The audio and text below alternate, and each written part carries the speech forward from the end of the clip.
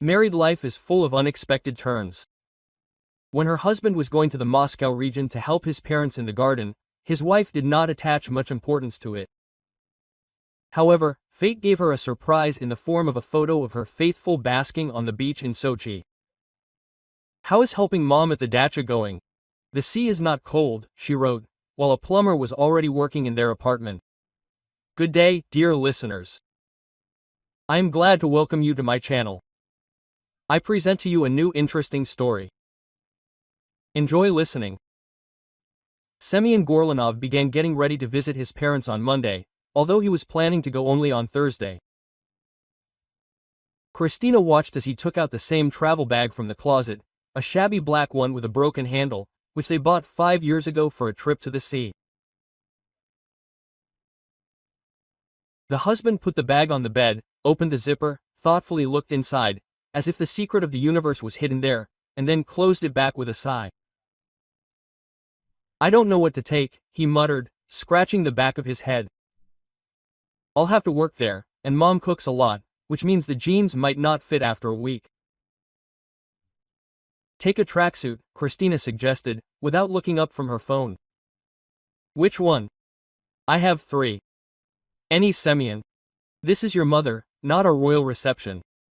But Semyon continued to rush between the closet and the bag, as if he were getting ready for an expedition to Antarctica. He would pull out a t-shirt, hold it up to the light, checking for stains.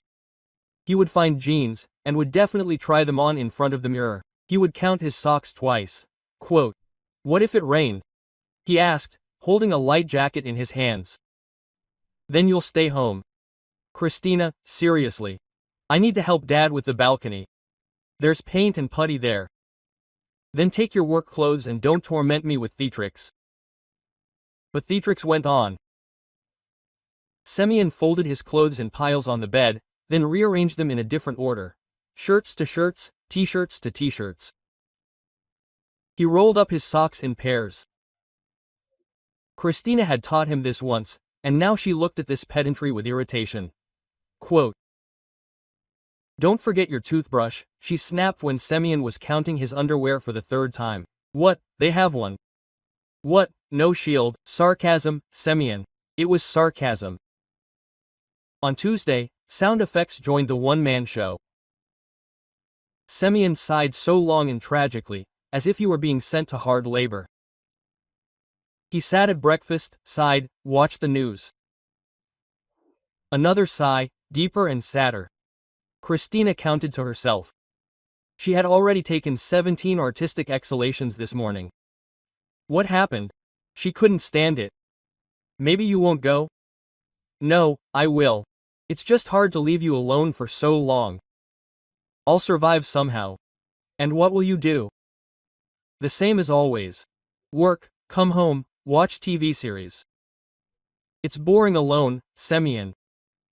"I'm 32, not 12. I can cope without a nanny." But his concern seemed feigned, as if he were practicing the role of a caring husband in front of the mirror. Too many pauses, too expressive looks. Christina already knew this performance by heart. On Wednesday, Zana Evgenievna joined in.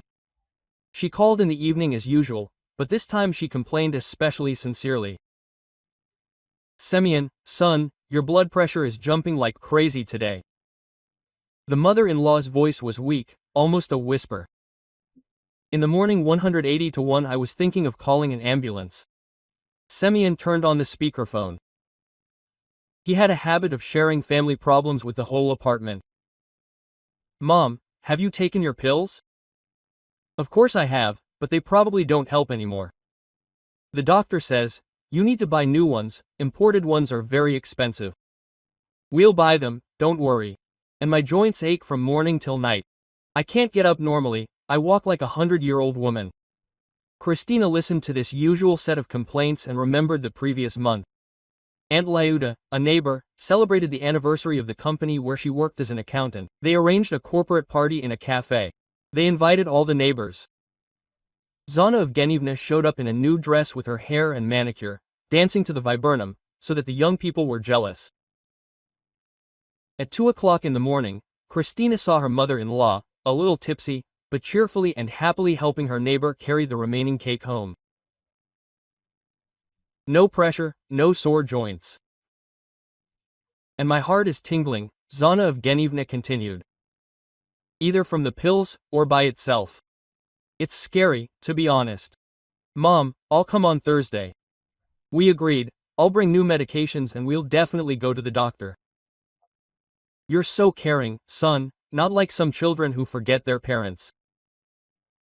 After the call, Semyon walked around the apartment, gloomier than an autumn cloud, stopped in the middle of the room, looked out the window and shook his head.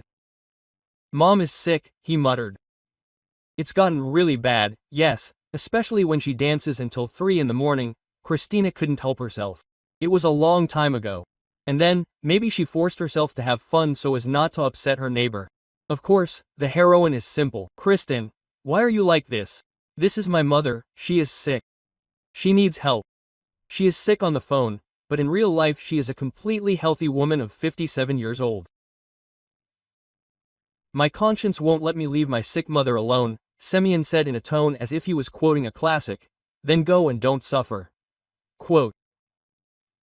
I'll definitely go. On Thursday morning, Semyon put on his final show. He got up at 7, although he was planning to leave after lunch. He took a shower, shaved with special care, and spent half an hour choosing a shirt. Quote. Are you going to the construction site or on a date? Christina asked, watching him change his shirt for the 4th time. Mom loves it when I look good. Yeah. Especially when you're painting the balcony. By 2 p.m., the preparations were finally finished.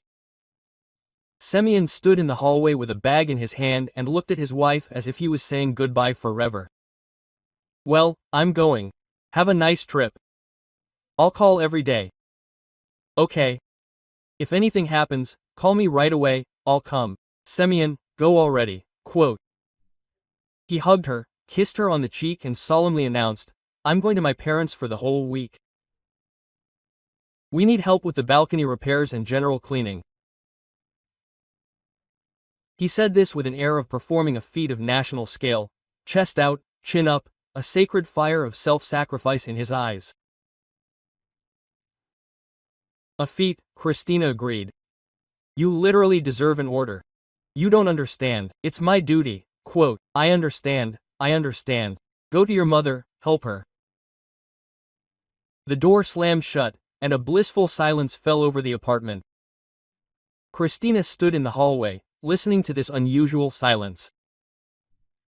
No one was turning on the TV in the next room, no one was shuffling their slippers on the parquet, no one was groaning, settling into a chair with a newspaper. She went into the bedroom. The bed was made, a rarity for Semyon. There were no socks lying on the nightstand. In the bathroom, the toothbrush stood in a cup, all alone. The first few days, Christina enjoyed the peace like an expensive wine, slowly savoring every minute. She came home from work and did not see shoes scattered around in the hallway. Semyon had a habit of throwing off his shoes wherever he happened to be, either by the door, or in the middle of the hallway, or for some reason in the bathroom. Now, only her shoes stood in the hallway, neatly placed on a shelf. The kitchen was in order, and was not disturbed every half hour. Semyon could have breakfast, wash a plate, and an hour later come for a glass of water and leave it in the sink. Then for an apple and an apple core on the windowsill, for cookies and crumbs on the table, as if marking his territory. Now Christina dined with quiet music instead of football commentary at full volume. Semyon believed that sports should be watched emotionally, with shouts and worries. The neighbors downstairs had already come twice to complain about the noise during important matches. On Friday evening she cooked herself dinner, a light salad with shrimps, which Semyon couldn't stand. Expensive and tasteless, he always said. Better buy a normal cutlet. Now she ate shrimps, sipped white wine and watched a French film with subtitles. Semyon believed that a film should be in Russian, and if in a foreign language, then it must be dubbed. Who looks at the subtitles? He wondered. You need to watch a film, not read it. On Saturday, Christina woke up at 9 a.m. Unheard of luxury for a day off. Semyon got up at 7 a.m. even on Sunday. He took a shower, shaved, rattled dishes in the kitchen. He believed that the day should start early, otherwise time is wasted. She lay in bed for another half hour, simply enjoying the silence and soft light behind the curtains.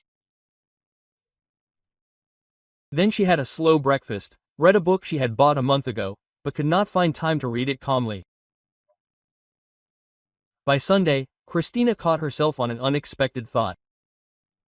After all, such regular absences of her husband are not so bad for family happiness. It is possible to be alone with yourself in marriage, to remember what she is like without the constant background of other people's habits and needs. Semyon called every evening, as he promised. He told how hard it was for his mother, how difficult the balcony renovation was, how much dust and dirt there was. He complained that his back hurt from the unusual work, that his parents overfed him, that he missed home. "And how are you?" he asked at the end of each conversation. "I work normally, I clean the house. Don't you miss me?" Quote. "Of course I miss you," she answered, and it was the truth. Only she missed not her husband, but the time when she could miss her husband, when his absence upset her, and did not make her happy. On Monday at work, colleague Larissa was bragging about her weekend. "It was such a corporate party," she said, flipping through the photos on her phone, in a country complex, with a swimming pool, a sauna, and barbecues until the morning. Christina smiled politely, listening to the details of someone else's fun. Larissa worked in a construction company, loved noisy companies and regularly invited Christina to join their get-togethers. "Look at the photos." Larissa shoved the phone right in front of her nose. "This is us by the pool, this is in the sauna, and this is already late in the evening, when everyone was drunk and dancing." Christina looked at the screen indifferently, but suddenly froze. In one of the group photos, a painfully familiar figure was standing in the background by the pool. Semyon, in swimming trunks, was hugging a young brunette in a bright red bathing suit and smiling broadly at the camera. He was smiling in a way he had not smiled at home for a long time. "Larissa, can I see it again?" Christina's voice sounded strange, as if from the depths of a well. Of course, her colleague held out her phone again. "Which photo did you like?" Christina took the phone with shaking hands and zoomed in on the image. No, she was not mistaken. Semyon was standing by the pool in the dark blue swimming trunks she had bought him for his last birthday. His hand was lying on Natalia Brunecki's so naturally and casually, as if they had known each other for a long time. The girl laughed, throwing her head back, and Semyon looked at her with an expression on his face that Christina had not seen at home for 3 months. "And when was that?" she asked, trying to make her voice sound ordinary. "Yes, on the weekend, we hung out all day on Saturday, and somehow got home on Sunday." "By the way, what about your Semyon? Does he always go to his mom's?" "Yes, to his mom's," Christina answered automatically, without taking her eyes off the screen. "And who was that beautiful one with you?" "Lena. She works in our company, a sales manager. A cool girl, cheerful. She doesn't have a man, so our guys are all hitting on her."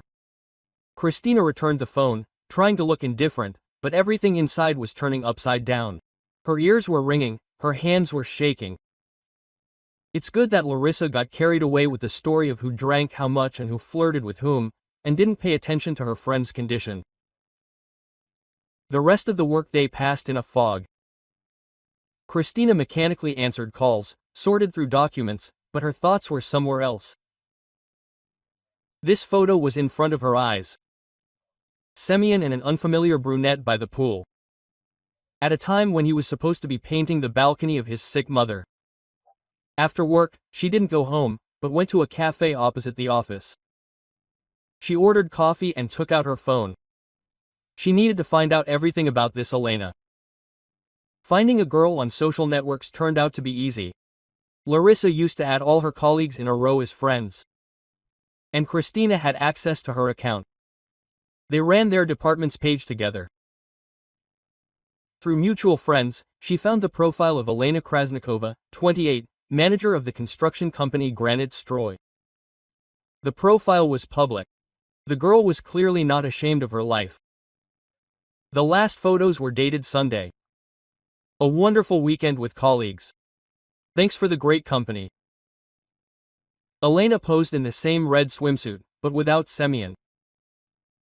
But the comments were eloquent.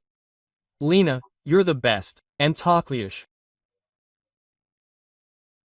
When's the next corporate party, our beauty? And one comment made Christina go cold. Semyon, you're lucky to have such a companion. Under the photo where they were standing next to each other at the bar. In this picture, the husband was already in a shirt. His tie was unbuttoned, his arm was hugging Elena's shoulders. Both were slightly tipsy and clearly happy. Christina scrolled further. More photos from the corporate party, more comments, and another punch in the gut. Elena's selfie in the car with the caption, "Home from the corporate party." Thanks to Semyon for the company and for driving her. So, not only were they together at the corporate party, but he also drove her home, at a time when his wife thought he was helping his sick mother with repairs. The coffee got cold, but Christina continued scrolling through Elena's profile. The girl was really beautiful, long dark hair, bright eyes, a model's figure. She worked in a serious company, judging by the photos from work events, traveled, did fitness, met with friends in expensive restaurants. Life is bright, rich, interesting. And somehow her husband Semyon fit into this life, who was always complaining about fatigue, about work, about lack of money, about traveling, who said that corporate parties are a waste of time. And the restaurants are expensive and tasteless. Christina returned to the photos from the corporate party, looked at each one where Semyon appeared. In one, he is playing volleyball, in another, he is grilling kebabs, in a third, he is dancing, and in all of them, Elena is nearby or she is in the frame somewhere nearby. As if they came as a couple, and not accidentally met at an event. How long has this been going on? Thought Christina and delved into studying Elena's earlier posts. A month ago, a photo from a cafe, a great evening with an interesting conversationalist. The man was not in the frame, but in the comments, someone wrote, "Semyon chooses seats well." 2 months ago, a selfie in the theater, an unexpectedly wonderful performance. Sometimes it is worth trusting someone else's taste. Quote. And again in the comments, "Semyon, you opened the world of real art to me." Christina completely went cold. For 2 months, at least 2 months, her husband has been dating another woman, taking her to theaters, cafes, corporate events, and at home he talks about his sick mother and hard work. She remembered the last months of their life together. Semyon really did start staying late at work often, talking about complex projects and demanding clients. He went to his parents twice a month, supposedly to help with the housework. He hadn't gone to the theater with her for 6 months, citing fatigue and lack of money, but it turns out he took Elena to the theater, had fun with her at corporate events, and all this time lied to his wife about caring for her sick mother. The rage grew slowly, like an avalanche. At first, just annoyance and resentment, then anger at his own naivety, and then real rage, cold, calculating, demanding action. Not so much because of the betrayal, but because of the cynical lies. It would have been understandable if he had said honestly, "I'm tired of marriage, I've fallen in love with someone else, let's break up." It hurt, but honest. And he played the role of a caring son and loving husband, while he was having fun with a young mistress. Christina got home in complete darkness. The apartment was quiet and empty. The kind of silence that had pleased her just yesterday, but seemed ominous today. She turned on the light, went into the kitchen, and mechanically put the kettle on. The phone rang at exactly 9. Semyon called every day at the same time. "Hi, darling. How are you?" His voice was cheerful and happy. "Fine. And how are you doing?" "We've almost finished with the balcony. We'll finish painting tomorrow, and cleaning the day after." Mom is happy, she says it hasn't been this clean for a long time. Great, don't worry, he's very tired, of course, he is. But what can you do, parents don't live forever. You have to help while you can. Christina listened to this lie and felt everything inside her shrink into a tight lump. Every word cut like a razor.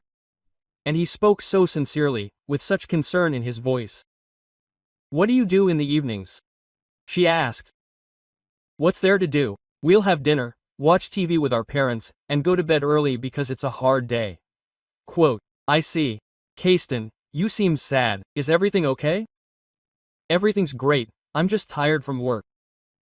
Just wait a couple more days and I'll be back. I miss you already. After the call, Christina sat in the kitchen for a long time, staring at one point. The plan was maturing gradually, detail by detail. By the morning, everything was decided. The first thing she did was find a 24-hour lock replacement service on the internet. She ordered a repairman to visit her at 10 a.m. tomorrow. Then she took out all the travel bags she had in the house from Antresoy.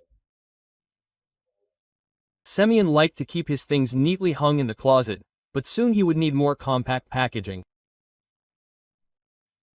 She carefully studied Alina's profile again, remembered her work address, her phone number from her work contacts. It would come in handy if Semyon decided to play innocent. The sleepless night dragged on endlessly. Christina was lying in the bed that a week ago seemed like their cozy little nest, but now turned into a place where she lived with a traitor, recalling their years together, trying to understand when everything went wrong. Semyon was a good husband for the first 3 years of marriage, attentive, caring, honest, then gradually began to distance himself, spend more time at work, take less interest in her life. And she wrote it off to everyday fatigue, the grinding of characters, the natural course of family life. It turns out that he simply found himself entertainment on the side. In the morning, Christina got up early, made coffee and sat down to wait for the locksmith. At 9 a.m., she called work, saying she was sick. Today she had more important things to do than office routine. At exactly 10 a.m., the locksmith rang the doorbell. A middle-aged man in overalls with a tool case. Are we going to change the locks? He clarified. Yes, both on the front door and on the balcony door, the most reliable ones there are. I see. My husband lost his keys. Something like that. Christina chuckled. While the locksmith was working, she methodically packed Semyon's things. She started with the bedroom. His half of the closet was empty in half an hour. The shirts he had so carefully chosen for the trip to see his sick mother, sweaters, jeans, tracksuits, everything was neatly folded into bags. The collection of caps from the shelf in the hallway into a separate bag. Semyon adored caps, bought them in every city he had visited. Now let him wear them in his new life with Elena. She removed his razor, shampoo, deodorant from the bathroom, and his favorite mug with the inscription, Best Husband, from the kitchen, which she had given him for their wedding anniversary. Now the inscription seemed mocking. By lunchtime, the apartment was transformed. All traces of the man's presence had disappeared, as if he had never been here. The new locks were shining, the keys were in Christina's pocket. She took a photo of the bags with things, composed a message and sent it to Semyon. How is your sick mother? The corporate party was a success. You have nowhere else to go. She attached a screenshot of the photo with Elena by the pool to the message, then blocked his number in all messengers and social networks. Now all that was left was to wait. After sending the message, Christina felt a strange calm, as if she had lifted a heavy burden from her shoulders that she had been carrying without realizing it. She walked around the apartment, assessing the work done. The bags with Semyon's things were neatly standing by the front door. 5 large travel bags, stuffed to capacity. The locksmith finished the job and handed her the new keys. The locks I installed are the most reliable there are, he said, hiding the tools in the suitcase. No one will open them, you don't have to worry. Thank you. And take the old locks with you, please. Of course. And then some people ask to leave, and then the problems begin. After he left, Christina locked the door with a new lock and turned the key twice. The click was especially loud, final. This sound meant the end of one life and the beginning of another. She made herself a late breakfast, an omelette with cheese and herbs, which Semyon did not like, and strong coffee. She ate slowly, savoring each bite. For the first time in months, the food seemed delicious. The phone was lying next to her, face down. Semyon had probably already read the message, was trying to get through, and was writing replies that did not reach him. Christina was in no hurry to check. Let him stew in his own juice. By evening, curiosity finally won out. She unblocked her husband's number for a few minutes to see what he was writing. There were 23 messages. Kristen, this is a misunderstanding. I can explain everything. Call me, please. It's not what you think. Lena is just a colleague. We met by chance. I really am helping my mother. You got it all wrong. Don't do anything stupid. Think about our marriage. I'm going home, let's talk normally. The last message came half an hour ago. I'm leaving now, I'll be there in 2 hours. Don't do things that can't be fixed later. Christina grinned and blocked the number again. Do things. He's already done that. She's just summing up. She went to the gym in the evening. She'd been planning to sign up for a long time, but she never had time. Semyon thought it was a waste of money, like, you can do your exercises at home. Now no one will control her spending. She got home around 10. A familiar car was parked at the entrance. Semyon arrived earlier than he planned. Christina went up to her floor and saw him on the landing. He was sitting on the floor with his back to the wall. His travel bag was lying next to him. Kristen. He jumped up as soon as he saw it. Finally. I've been waiting for 2 hours. And I went to the gym, signed up for an annual membership. What gym? What are you talking about? He looked confused, disheveled. The key doesn't fit the lock because the lock is new. Why did you change the lock? And why do you take your Elena to theaters and corporate events? Semyon turned pale, but immediately pulled himself together. This is a misunderstanding. I can explain everything. Explain. Lena really is a colleague. We met by chance at that corporate event, we got to talking. You've been dating by chance for 2 months, you've been sitting at theaters by chance, and you're accidentally taking her home. Were you following me? Don't flatter yourself. I just saw a photo of you hugging your random colleague by the pool. At a time when I was supposed to be painting my sick mother's balcony. Semyon tried to take her hand, but Christina pulled away. Okay, I admit I wasn't entirely honest, he said in a pleading tone. But it's not what you think. Yes, we've met a couple of times, but that doesn't mean anything. Doesn't mean anything. Well, I mean, I didn't mean to ruin our marriage. It was just a release. A release. Christina repeated. Okay, Christine, we can discuss everything at home. Calm down, open the door, please. You have nowhere else to go home. She pointed to the bag by the door. Here are your things. Take them and get lost to your release or to your mommy for treatment. You can't kick me out. This is our shared apartment. I can, and I already have. The apartment is registered in my name. I pay the mortgage. And now you're free and can release wherever you want. Semyon grabbed one of the bags, then the second. His face was confused, almost childish. And what should I do now? I don't know, the problem is yours. Christine, well, let's talk like human beings. I admit that I was wrong, but that's no reason to destroy the family. Quote. You destroyed the family when you decided to play the caring husband during the day and run to his mistress in the evening. She is not a mistress. We just simply went to the theater, simply hugged at corporate events, simply lied to me every day. Semyon put down his bags and tried to come closer. I didn't want to offend you. It's just that our relationship has become somehow insipid, you know? You wanted something bright, something new? I got it. Now you will have a very new life. And if I stop seeing Lena? If never again, it's too late, Semyon. It's too late. He stood on the landing with bags in his hands and looked at her as if he was seeing her for the first time in his life. I thought you loved me, he said quietly.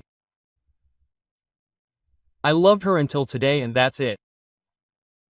You're just crossing out 5 years of marriage.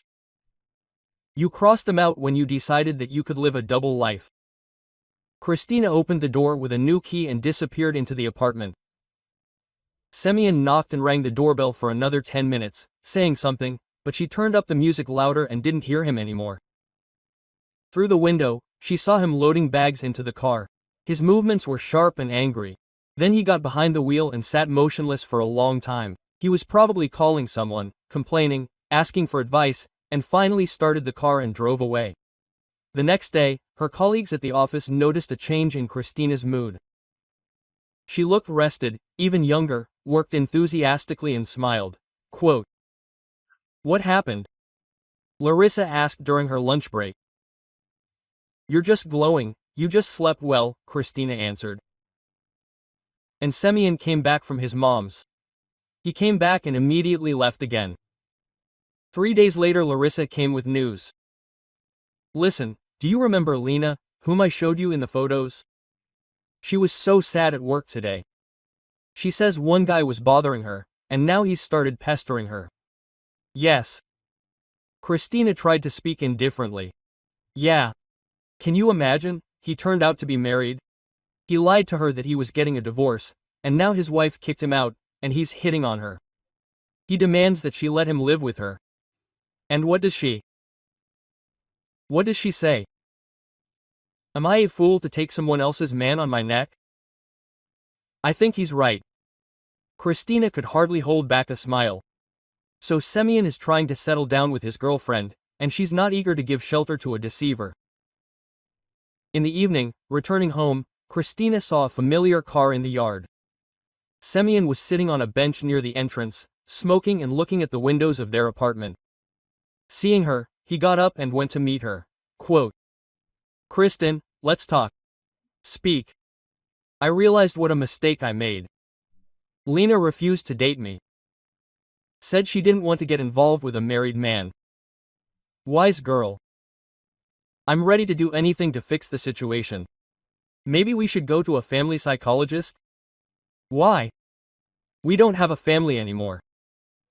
"But 5 years of marriage mean something. They meant something to me, but apparently not to you. Kristen, I can't live without you. Do you understand? This is Lena, she's an empty shell, a toy, and you're real. Thank you for your high praise, but it's too late.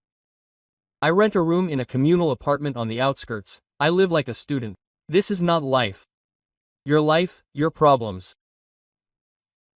What if I prove that I've changed, if never again?" Semyon. Christina stopped and looked at him carefully. "You don't understand. It's not that you cheated. It's that you lied. Every day, every minute. You looked me in the eyes and lied about your sick mother, about the renovation, about tired. I didn't want to upset you. You didn't want to lose your comfortable life. A wife who cooks, washes, cleans, and a mistress who entertains. Isn't that right? That's right. And now choose one or the other. You've lost me." Semyon stood and was silent. Then he said quietly, "So it's final." "Final." He went to the car, got behind the wheel, but didn't start the engine. He sat there for a long time, his head in his hands. Christina went up to her house and didn't look out the window anymore. A week later, mutual friends started discussing their divorce. Semyon played the role of an innocent victim, telling how cruel his wife was, how you can fire a person for innocent fun with colleagues. But the story with the fake trip to a sore subject in the public eye. Larissa, without knowing it, played an important role in spreading the truth. She told at work how Christina saw her husband in a photo from a corporate party when he was supposed to be helping her parents. The story went in circles, acquiring details. Quote, "Can you imagine? Someone's friend told me at a mutual friend's birthday party. He lied to his wife about his sick mother, and he himself hung out with girls at corporate events. And how did his wife find out? She saw a photo on the internet. He was hugging some brunette there, and he told her that he was painting his mother's balcony. How awful. And I thought he was a decent guy. Sympathy for Semyon quickly evaporated. Family problems are one thing, cynical lies and deceit are another. Friends began to avoid her, colleagues looked at her with condemnation, and Christina, meanwhile, was arranging a new life. She signed up for English courses, which she had long wanted to attend. Semyon always said that it was a waste of money, like, why do you need English if you work normally anyway? She bought new furniture for the bedroom, light, modern, not at all like the dark furniture that her husband chose. She rearranged the furniture, hung pictures on the walls that she liked them, but Semyon thought they were too bright. The apartment was transformed, it became cozier and brighter. The smell of men's cologne, which Semyon abused, disappeared. Scattered socks, dirty plates, newspapers on the sofa disappeared. In the evenings, Christina read, watched films that she wanted to watch, met with friends. Life gradually improved, acquired new colors, and Semyon tried to arrange his life from scratch.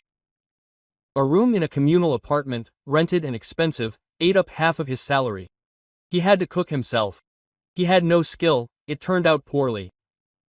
Washing, cleaning, all these household trifles that his wife used to do, now fell on his shoulders. Elena avoided him. At work she was polite, but cold. She refused the offer to meet. Quote, Semyon, you are a good person, she told him one day after work. But I don't want to build a relationship with a man who cheats on his wife. If you could lie to her, you can lie to me. But I'm getting a divorce. I would have divorced honestly, and not because my wife kicked you out herself. And she left, leaving him alone in the parking lot near the office. Elena Krasnikova was a smart girl. After that awkward meeting near the office, she finally decided to stay away from Semyon. At work, she greeted him reservedly, avoided sitting next to him at meetings, and when he tried to talk about personal matters, she changed the conversation to work issues. Quote, Lena, we had a good time together, he tried to approach her at the end of the week. We did. So what? Maybe we should give us another chance? I'm free now. I can date you openly. Semyon. She stopped and looked at him seriously. You're not free because you wanted to be. You were simply caught in a lie and shown the door. It's a big difference, but the result is the same. No, not the same. A corporate romance is one thing. A weekend fling. No one promises anything to anyone. But living with someone else's husband, who lies to his own wife every day, is something completely different. I will never lie again. How should I know? Elena shrugged. If a man is capable of looking his wife in the eye and telling her about his sick mother while having fun with his mistress, then what else is he capable of? Lena, please, Semyon, listen to me carefully. Her voice became harsh. I am 28 years old. I am building career, planning a serious relationship, perhaps for courage. Do you think I want to tie my life with a man who, at the first family problems, will start looking for entertainment on the side? What do family problems have to do with it? Everything was fine between my wife and me. If everything was fine, why did you pester me? Semyon opened his mouth, but said nothing. Elena took her bag and headed for the exit. Think about it, she threw over her shoulder. Or pester me, we have different views on honesty. Quote, a month later, Elena applied for a transfer to another department. The official reason, career growth, salary increase. The unofficial desire to avoid unpleasant encounters with her former lover. It's a shame to lose Lena, the boss told Semyon. A good specialist, clients love her.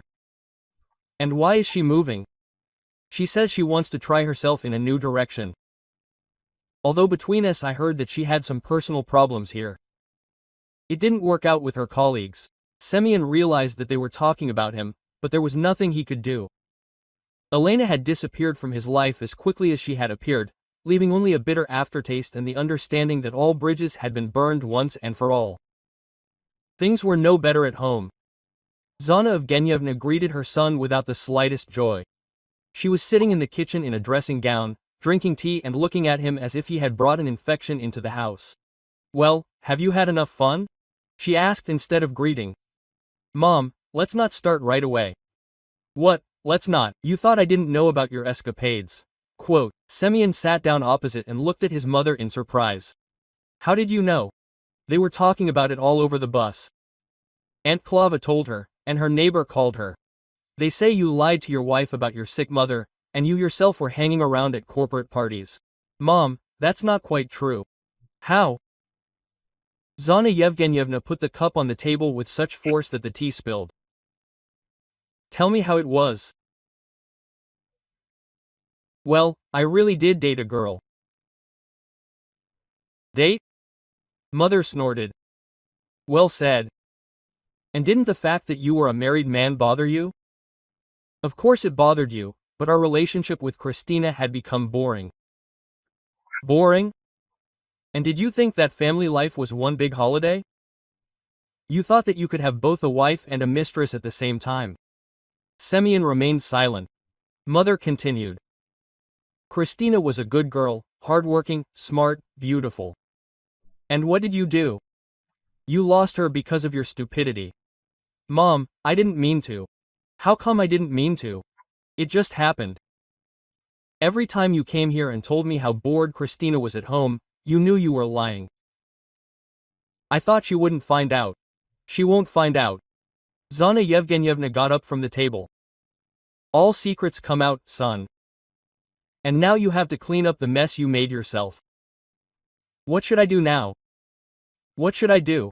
Work, live, look for a new wife? Just sort yourself out first, so you don't lose the next one." "Mom, maybe I should stay with you for a while until I find something suitable?" Zana Evgenyevna looked at her son with a long gaze. "You will live, but on my terms." "What terms?" "About these. You will cook for yourself, clean up after yourself, and wash yourself. You will pay half the utilities and you will not bring any girls into the house." "Mom, I am your son." "You are my son, who at 35 does not know how to take responsibility for his actions. It's time to learn." And Zana Evgenyevna turned out to be a woman of her word. The next day she woke up at 7 a.m. and began to make a list of things to do for her son. "Shop," she dictated, sitting in a chair. "We need to buy groceries for the week, the list is on the table." "What are you going to do?" My blood pressure is jumping, remember? The doctor told me to avoid heavy lifting." Semyon looked at the list. 2 pages in small handwriting.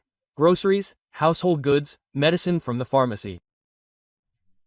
"Mom, you'll spend half a day here on a hike, so you'll spend half a day, and after the store you need to wash the windows, getting ready for spring." So Semyon's daily routine in his parents' house began. What his wife used to do now fell on his shoulders. He didn't know how to cook. In his youth, his mother spoiled him, then his wife took care of him. The first attempts ended with burnt porridge and oversalted soup. "Eat what you cooked," Zana Evgenyevna said calmly. "If you don't like it, you'll do it better next time." Washing turned out to be a whole science. Semyon threw everything in the machine, white, colored, and woolen. As a result, he got pink shirts and shrunken sweaters. "Mom, how can I fix this?" "No way. I'll have to buy new ones and learn to wash them properly." Cleaning too was given with difficulty. It would seem that vacuuming is not difficult, but mother demanded that furniture be moved, baseboards washed, radiators wiped. Quote, "Not slapdash, but humanely," she said sternly. "Christina, how did you clean your house? You cleaned well. Now learn. Maybe then you will understand what kind of wife you have lost." In the evenings, Semyon would collapse without strength.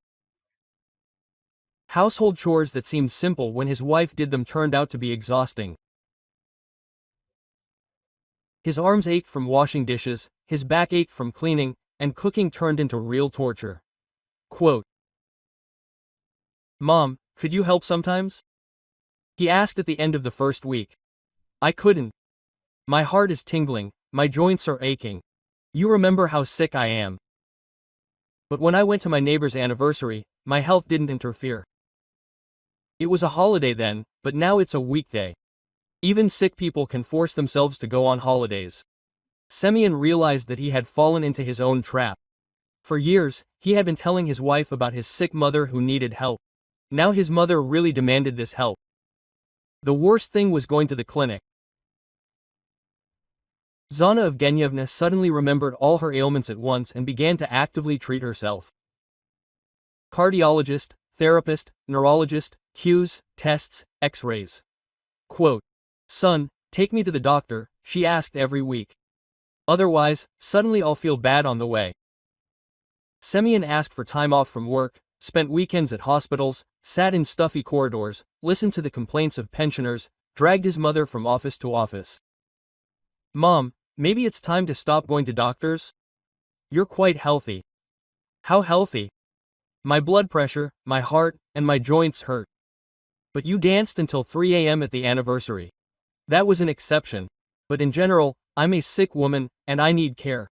After 3 months of such a life, Semyon realized that he had finally backed himself into a corner. At work, his colleagues treated him coolly. The story with his deceived wife became overgrown with details and did not paint him in a good light. At home, his mother demanded constant attention and help. There was no personal life at all. Where to meet a girl if all your free time is spent on household chores?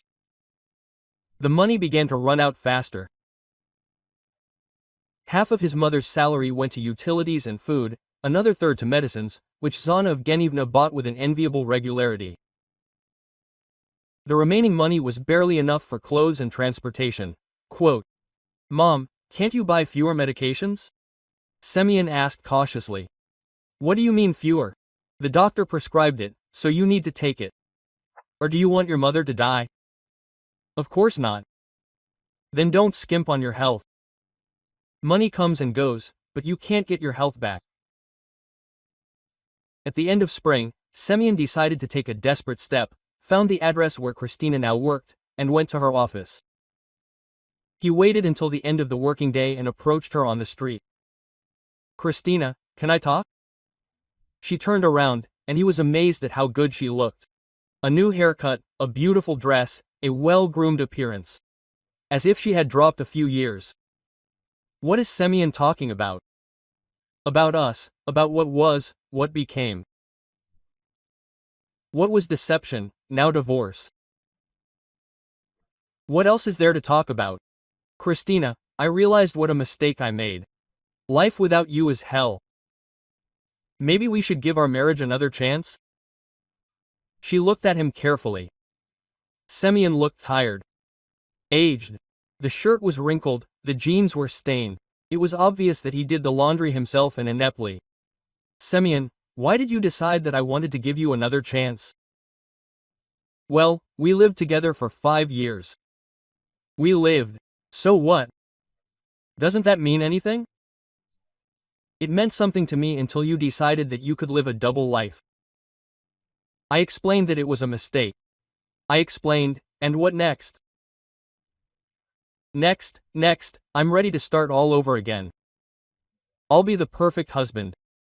Christina grinned. "Perfect. What, it didn't work out the first time?" "It did, but I was looking for better entertainment. And now that the entertainment is over, I remembered my wife." "That's not true." "That's exactly it. Semyon, you didn't come to me because you understood my value. You came because you have a hard time living alone." He wanted to object, but he realized that she was right. Over these months, he had not been thinking about how much he loved Christina, but about how hard it was to cope with everyday life without her. And then, she continued, "I have a different life now." "What different?" "I'm dating someone." Semyon felt the ground slipping out from under his feet. With whom? With a trainer from the gym, an honest guy who doesn't lie about sick parents and doesn't disappear to corporate parties with female coworkers. A long time ago, 2 months. And you know what? He's never lied to me, even in small things. Kristen, goodbye, Semyon, and don't come again. She got into an approaching minibus and drove away, leaving him standing at the bus stop alone. The divorce was finalized in October without scandals and unnecessary talk. Semyon received his share of the apartment, a third of the cost, since Christina paid the bulk of the mortgage. The money was enough for a down payment on a one-room apartment in a residential area. Having moved out from his mother, he felt relieved, but life didn't get any easier. The apartment needed renovation, furniture, and appliances. The mortgage ate up half of his salary. There was little time and money left for his personal life. Meeting girls turned out to be difficult. At 35, with the baggage of an unsuccessful marriage and a reputation as a cheater, he was not particularly successful. A couple of unsuccessful dates through a dating site only confirmed that starting all over again would not be easy.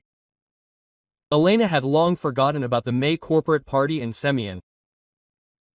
She was dating a colleague from the new department, a serious man who was planning to get married and did not cheat anyone. At the corporate party in December, they announced their engagement, and Zana Evgenievna reminded her son about the lost wife every day, called regularly, asked about his life, and each conversation ended the same way. Simochka, because of your stupidity and lies I lost such a good wife. Christina was golden, and you did not appreciate it. Mom, stop reminding me. And I will remind you. Maybe at least in the future you will become mine. Semyon hung up and looked at the empty apartment. It was snowing outside, the remains of store-bought food were getting cold on the table, and some comedy was on TV. But I didn't feel like laughing at all.